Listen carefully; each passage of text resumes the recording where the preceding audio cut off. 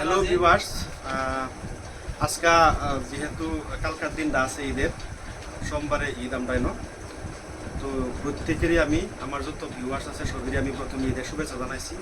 আর আজকে একটা নতুন ধাঁধা লই আইছি আপনার সামনে। তো যেই আজকে এই সাঁতরের উত্তর দিতে পারে, এই দাদার যে উত্তর শুদ্ধ উত্তর দিতে পারবো, তার জন্য আছে একটা ঈদের গিফট পাঞ্জাবি। দেখেন একদম নতুন একটা পাঞ্জাবি যেই শুদ্ধ উত্তর দিতে পারে। তো চলুন দেখি এই সেই বিজেতা আজকে কেউ। তো আমি একটা দোকানও আছি, মফিদুল ভাইয়ের দোকানও, বহুত কয়েকজন আমার বন্ধু বান্ধব আছে, তারা রেজি গাইয়াম এই দাদারা যে এই শুদ্ধ উত্তর দিতে পারে, তো তার লাগিয়া এই আকর্ষণীয় পুরস্কার আছে। তো প্রথমে আমি একজন আমার ভাইয়ের কাছে যাইতেছি। তো প্রথমে তোমার নাম রাখো। মোহাম্মদ আবু বকর সিদ্দিক আমার নাম। তো আজকাল দাদারা হয়েছে ভারতের কোন ক্রিকেটারের নামের প্রথম অক্ষর বাদ দিলে একটা দেশের নাম।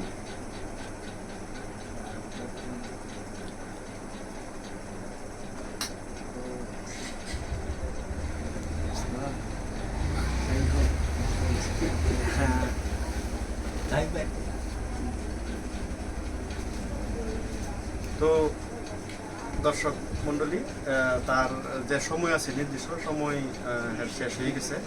তো আমি পরবর্তী আরেকজন ভাইয়ের কাছে যাইতেছি, আমার এই যে এই দোকানের মালিক মফিদুল ভাই, তো তার কাছে যাইতেছি।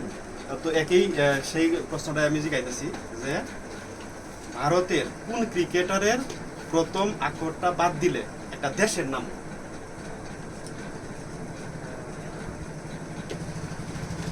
উত্তর শুদ্ধ উত্তর দিতে পারলেই আকর্ষণীয় পুরস্কার আছে, যেটা পিন দেয়া ঈদও যাইতাম। ঈদ যেহেতু সামনে, তো এই ভাইও পারছে না। আরেকজন আছে, প্রথমে নাম ডাকুন। মফিজুল ইসলাম। মফিদুল ইসলাম। তো প্রশ্নটা হয়েছে ভারতের কোন ক্রিকেটারের প্রথম অক্ষর বাদ দিলে একটা দেশের নাম।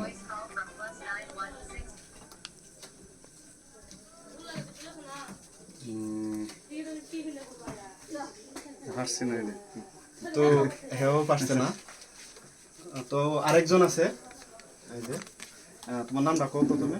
মোহাম্মদ ইকরাম হোসেন। ইকরাম হোসেন। তো একই প্রশ্ন যে ভারতের কোন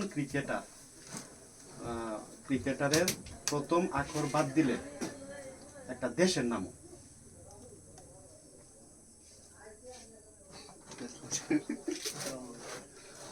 তো দর্শক মন্ডলী, দেখছুন যে কয়জন আছে কেউই শুদ্ধ উত্তর দিতে আসছে না। আপনারা কমেন্ট যুগে জানাইবেন শুদ্ধ উত্তরটা। আর আমি আজকে শুদ্ধ উত্তরটা কয়ে দিতেছি, এটা হচ্ছে সচিন। সচিনের প্রথম অক্ষর যদি বাদ দেও তে চীন তাহে, চীন দেশের নামও। তো আজকাল এই দাদাটা কিরম লাগছে আপনারা কমেন্ট যুগে জানাইবেন।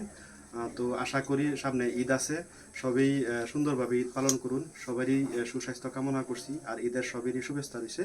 তো আজকাল এই দাদা এনে শেষ করলাম।